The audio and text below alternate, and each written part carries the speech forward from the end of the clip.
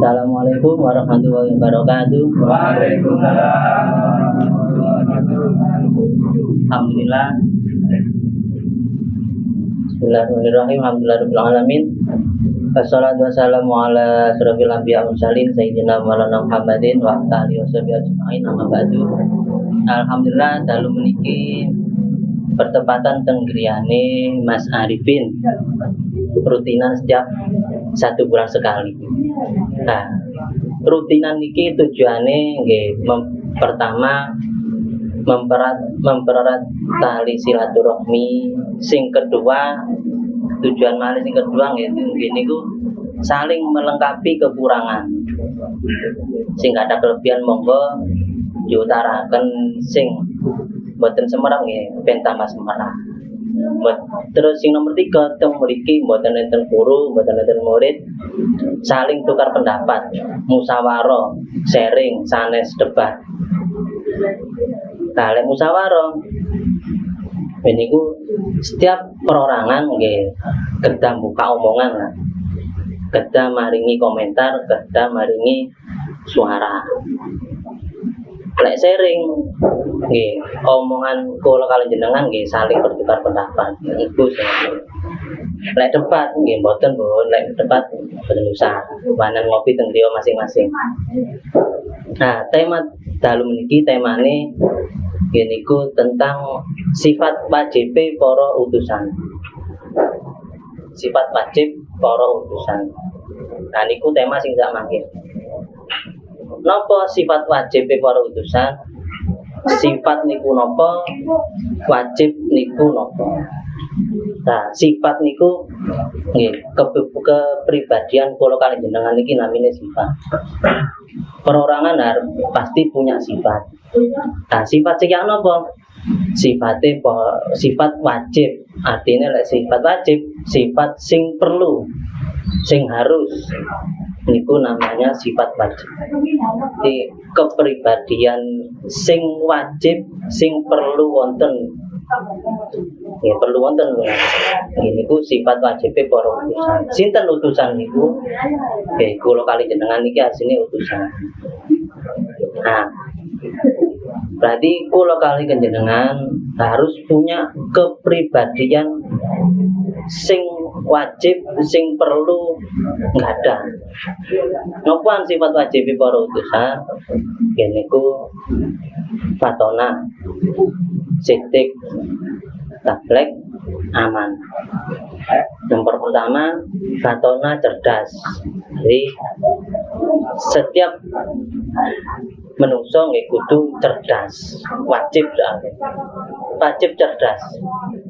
Apa maneh tiyang sing ngaos ketauhidan wajib cerdas. Lek tiyang ngaos ketauhidan bodoh nggih mboten mungkin. Nanti mboten praktekno tentang fakur. Wajib cerdas tiyang ketauhidan. Soalnya napa wajib enggak ada tiyang ketauhidan. Wajib harus mempunyai sifat cerdas. Pertama cerdas. Sing kedua niku sitik jujur. Itu yang ketahuitan wajib nggak ada sifat jujur. Ikut yang ketahuitan. Nomor pertama yang ketahuitan kudu cerdas. Sing kedua yang ketahuitan kudu nggak ada sifat jujur. Sing ketiga patona. Oh, tablek. Sing ketiga tablek. Itu menyampaikan yang ketahuitan harus punya sifat penyampai nopo. Setiap nopo mawon mboten enten singit-singitan. Harus disampaikan. Lek niku unsur kebaikan monggo disampaikan. Lek disingit-singitno nggih sanes yang ketahuitan. Alasan nggak khawatir nggak cocok, mboten ngurus cocok kali mboten cocok, sampaikan saja. Ketika temeriku diterima kali mboten urusane. Sepenting niki pengawasan niki sae monggo disampaikan. Niku tablek. Amanah dapat dipercaya. Yang kita minta ya harus wajib nggak ada sifat dapat dipercaya. Itu yang ketampilan. Adane niku sing perlu sing. Soalnya untuk mengatur tentang kepangeranan wis paham sedaya. Nya setelah mengetahui tentang kepangeranan, nggih sifat wajib Gusti Allah niku nggih pun paham, sifat jaise pangeran nggih paham, kantun sifat wajib para utusan. Nah niku sing wajib harus nggak ada kula kali jenengan. Nah niku sifat wajib para utusan versi kula, pendapat kula. Menawi wonten pendapat niku nih monggo. Nah saking kula cekap saderenge nyuwun agung pangapunten. Wassalamualaikum warahmatullahi wabarakatuh. Waalaikumsalam. Monggo ditune tentang sifat wajib para utusan. Monggo Mas. Terima kasih. Nggih. Terima kasih. Nggih. Assalamualaikum. Musuh.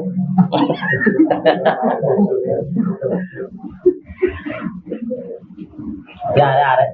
Awak tak tahu ya. Mas Arifin. Ya apa mas? Monggo Mas. Monggo.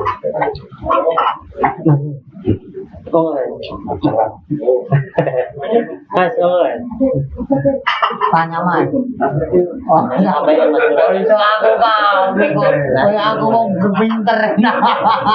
Saya sampai yang di depan juga. Oh, jin bolo, jin pinter. Ini belum. Ada peluru, ayo. Aku oleh akeh. Oh, boleh. Orang gitu. Oleh nopo tidak labe. Ayo. So, Anda tak peluru atau apa terus? Enggak, sini kata sini. Ayo Mas Nur, Pak Komander.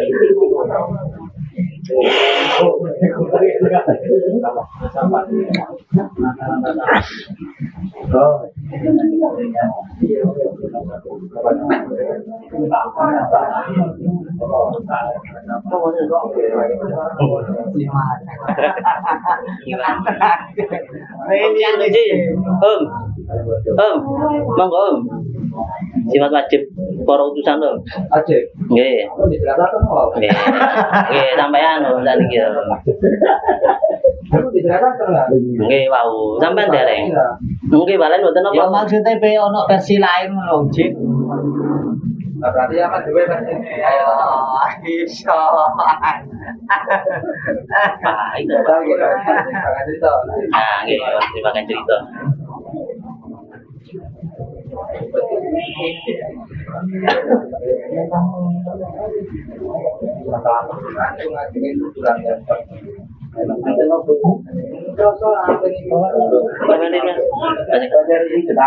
Jangan rian. Kantor. Nggih, amin nggih. Pakaian amin.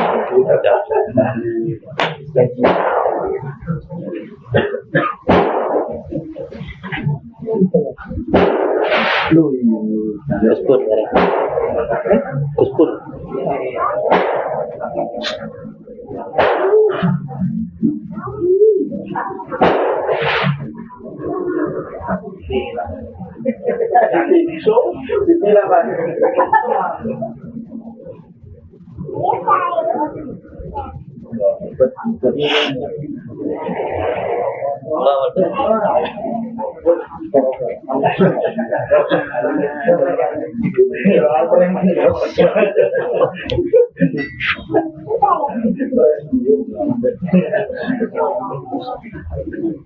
Saya mau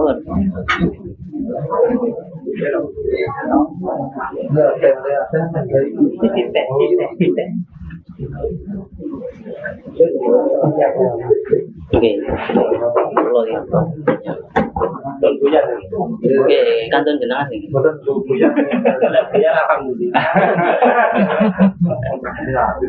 Kalau anu siang mau saya ngakon ini tak susul. Begitu kulo kan mboten ngobel mboten diangkat. Berangkat dia. Niku enggal Ustaz Nijar bika tema tentang sifat para utusan. Ya alhamdulillah pun rawuh kajiane jelaskan tentang sifat wajib para utusan. Ngeten mah. Monggo. Nah, sing teng mriki utusan iku sinten? Ah, sanjang ecok. Ya ampun, sampai banyak dole Pak. Sing dituju utusan jenengan. Kantun kersane kantun mak. Ngeten. Tangan colong aja.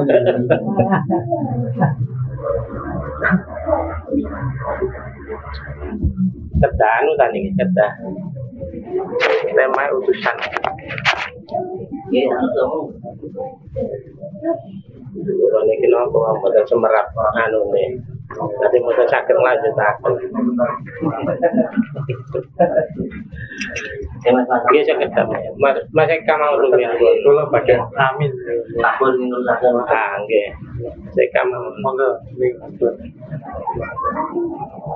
Assalamualaikum warahmatullahi wabarakatuh. Rahayu saking Demak. Ingkang kalau muliaken danten kemawon betul khusus rumane niku Pasari Sofibul Bed Mas Arifin nggih. Terus kepala suku Mas Eka, sesepuh Linglung masalah penggerak Linglung Ustaz Nizar ugi sedanten kemawon. Saderenge kula nyuwun ngapunten kranten ketelat. Ya sakjane mboten ketelat, mulaine kedisikin akhirnya ketelat. Nah, ngapunten niki wau dalem kedah nambahi maringi napa nggih tambahan tentang materi utusan. Serempak bab utusan menika kan ingkang umum mriki niku memaknai utusan niku sami kalih nabi. Lah kamangka nabi ingkang wajib kita ketahui niku kan wonten selangkung. Pertanyaannya, apakah 25 nabi niki hanya berada di Timur Tengah atau di Arab? Nah, sedangkan Allah menciptakan manusia bersuku-suku, berbangsa-bangsa, artinya di sini kan juga harus ada utusan, harus ada nabi. Makanya sebenarnya apa sih utusan itu, atau nabi atau rasul sebenarnya apa? Sebenarnya kalau merujuk dari istilah utusan atau rasul itu adalah berarti seseorang yang punya derajat mulia di hadapan Allah sehingga ditunjuk atau diberi mandat untuk membenahi masyarakat atau bangsa di sekitarnya masing-masing. Makanya ketika pada zamannya Nabi Musa, maka di sana kan bangsanya bangsa melahirkan bangsa-bangsa Israel, negaranya atau kerajaannya kan Mesir. Ya bahasanya berbeda. Ketika Nabi Isa di Palestina itu juga dengan bahasa yang berbeda. Sehingga sampailah kepada Nabi Muhammad. Nah, karena Nabi Muhammad ini adalah bangsa Arab, maka komunikasi yang ada adalah bahasa Arab. Maka ketika Allah memberikan mandat untuk menyampaikan wahyunya kepada umat, maka otomatis karena bangsa Arab, ia menggunakan bahasa Arab. Ya, pertanyaannya adalah bagaimana dengan yang daerah-daerah lain? Padahal di mana Nabi diturunkan, di mana Rasul diturunkan, berarti di situ ada kejahilian, ada kebodohan, ada kebobrokan moral, sehingga sampai-sampai Nabi mengatakan innama bu'istu liutammima makarimul akhlak. Allah mengutus aku hanya karena untuk menyempurnakan akhlak. Jadi Rasul itu tidak diutus untuk menyebarkan agama, untuk menguasai daerah sebagai raja, atau tidak untuk menyerang kerajaan lain untuk dikuasai, tidak. Tapi lebih kepada bagaimana menyempurnakan akhlak atau mengembalikan akhlak kepada real yang semestinya. Ketika itu yang terkenal kan di jahiliyah, di bangsa Quraisy itu kalau punya anak perempuan dibunuh karena itu bagian daripada aib.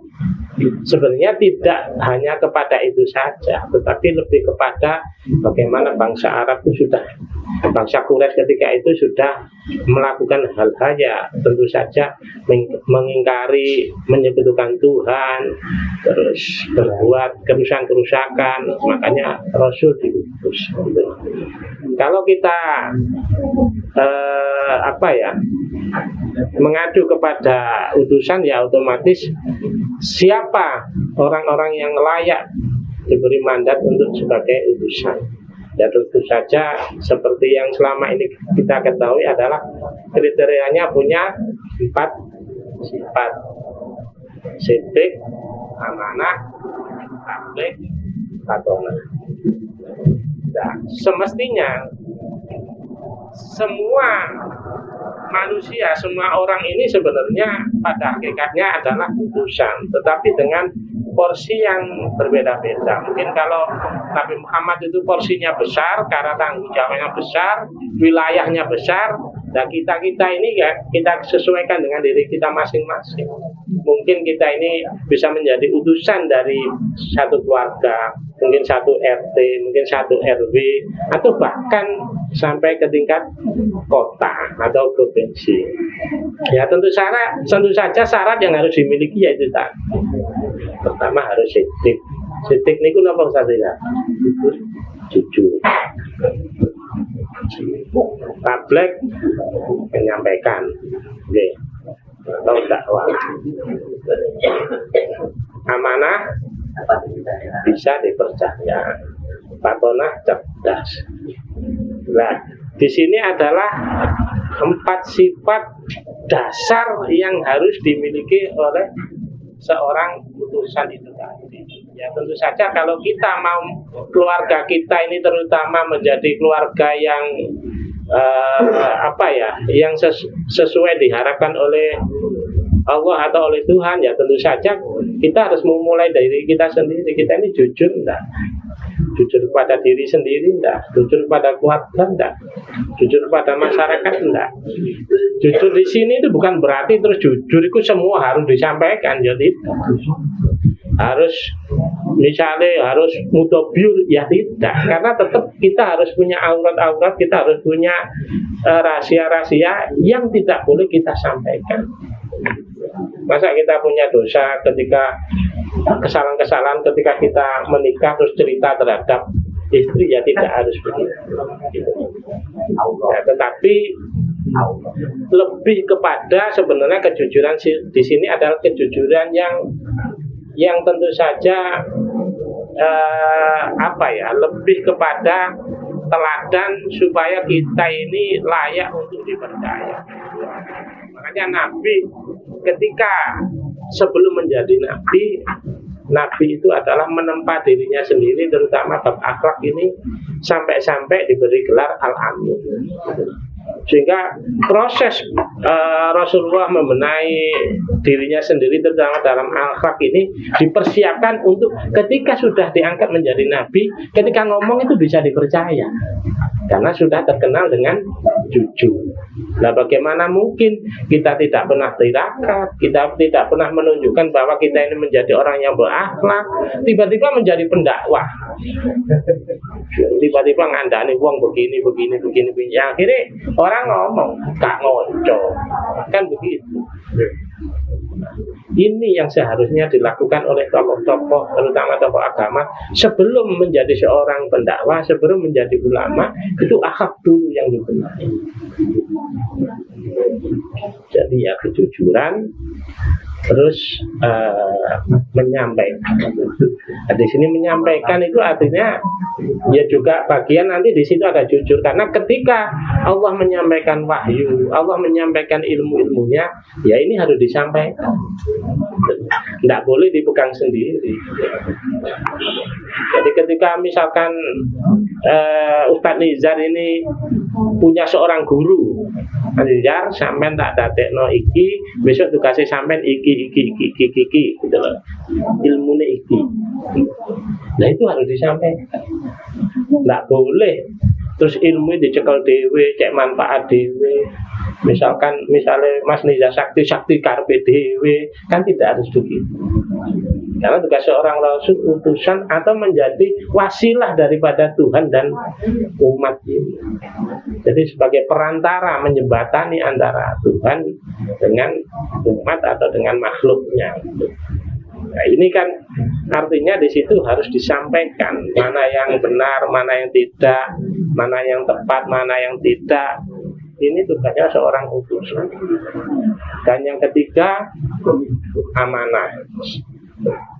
Amanah di sini lebih kepada ketika kita diberi mandat oleh Allah, diberi titipan oleh Allah, ini bisa kita jaga dengan sebaik-baiknya. Jadi ketika ngapunten, amanah ini sebenarnya kan berat. Apapun sudah itu, kalau sudah diberi amanah itu beratnya luar biasa. Kita diberi amanah anak, diberi amanah istri, itu kan tidak mudah mendidiknya. Mungkin kita bangga wis jadi bapak, tapi pertanyaannya, apakah mampu menjadi bapak yang sebenarnya bapak?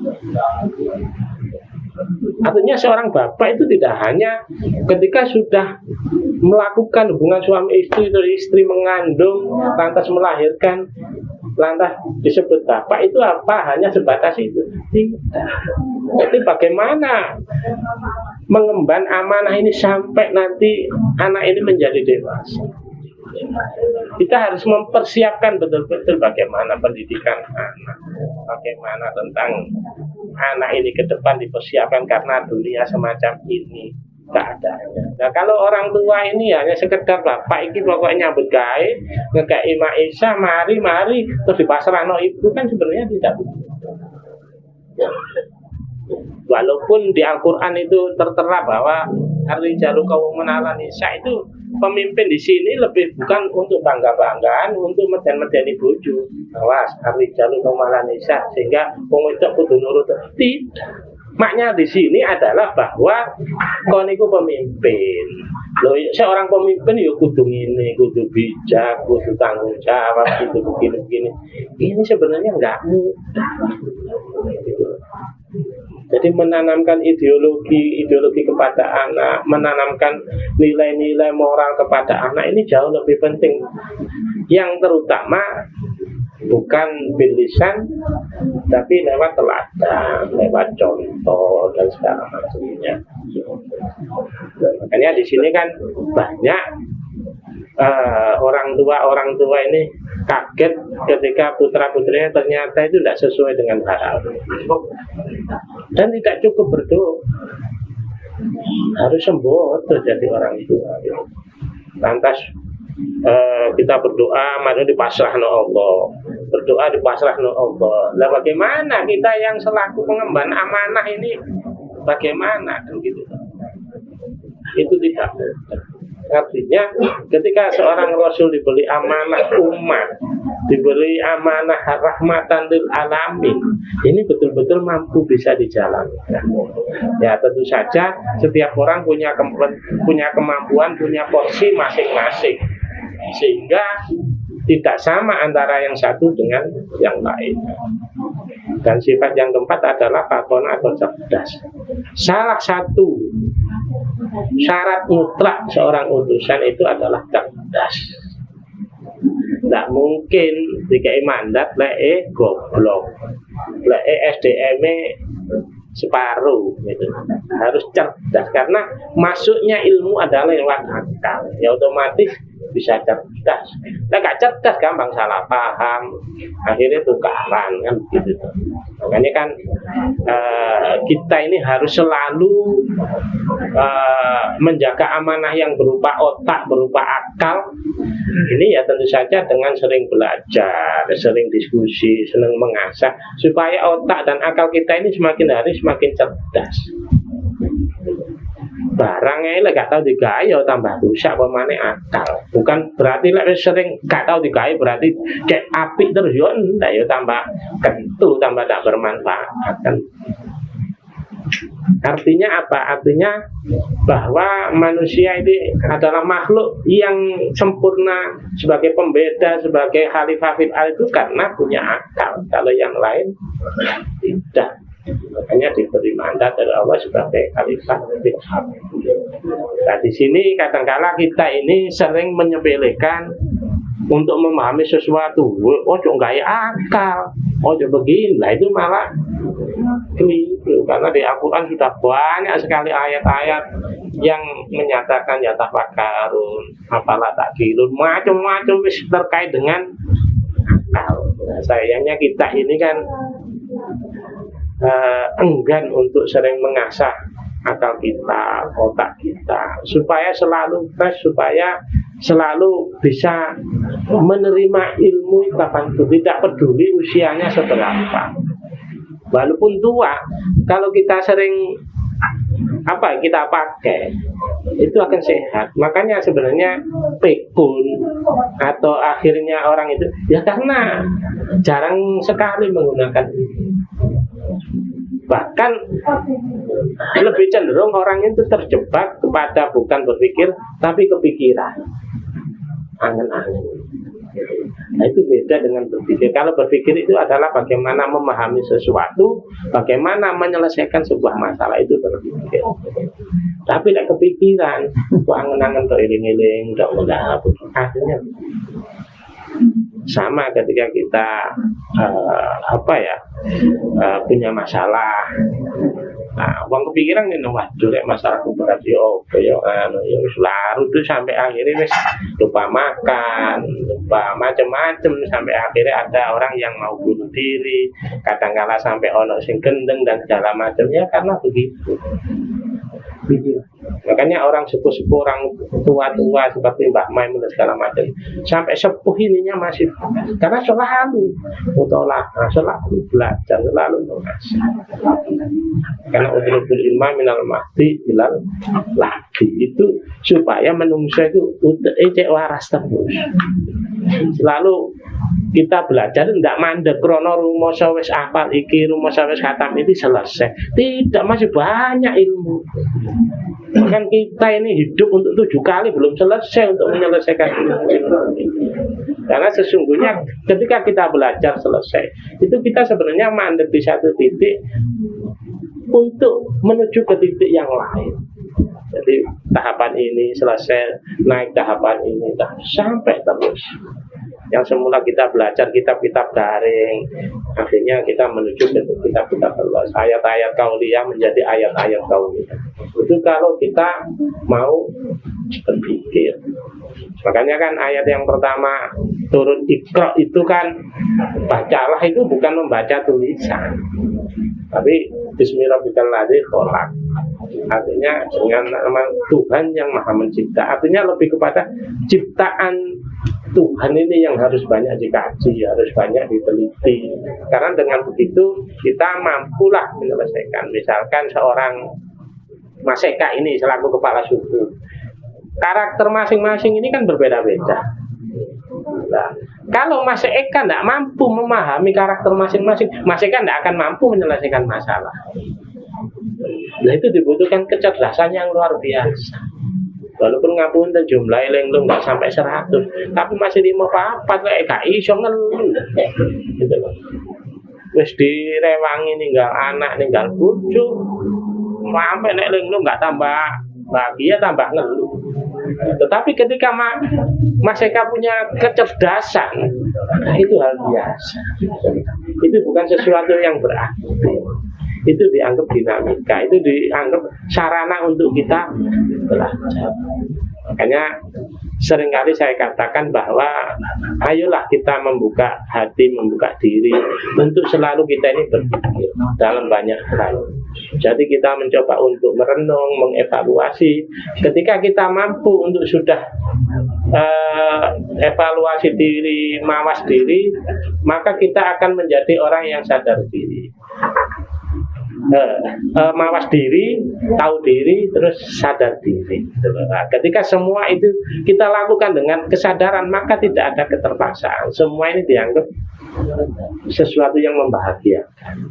Datang ke sini bukan karena tidak enak dengan Mas Haripin, bukan karena kesadaran. Kita itu butuh, kita ini harus ke semua kegiatan, semua apapun, walaupun kadang-kala nggak ngapunten iuran dan segala macam, itu dengan senang hati, karena sudah merasa sadar dan tahu diri kita ini butuh teman, kita ini butuh sharing, kita ini terus butuh belajar. Maka semua hal-hal itu akan dilakukan. Sampai kadang-kala direwangi tidak tidur, saking kepinginnya belajar. Nah, di sini intinya adalah bahwa siapapun kita sebenarnya hakikatnya adalah seorang utusan sesuai dengan kadar dan keilmuan masing-masing.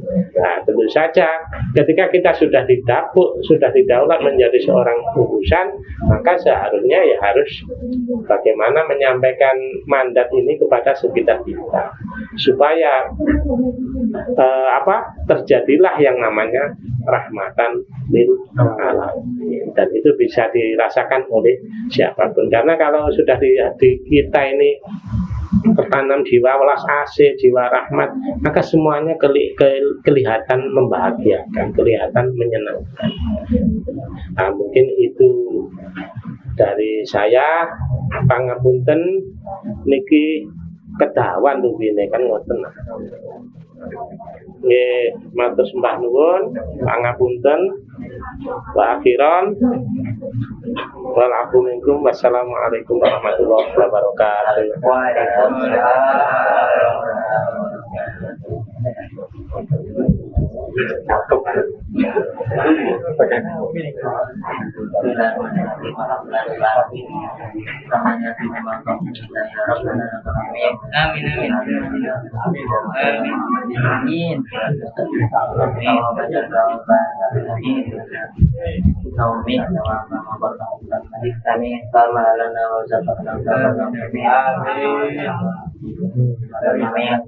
Kalau masih itu rokanya rokanya lagi.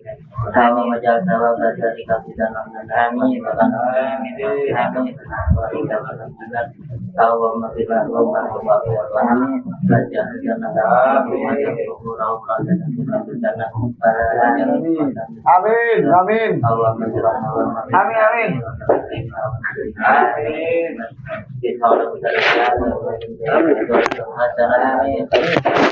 Amin, amin, amin.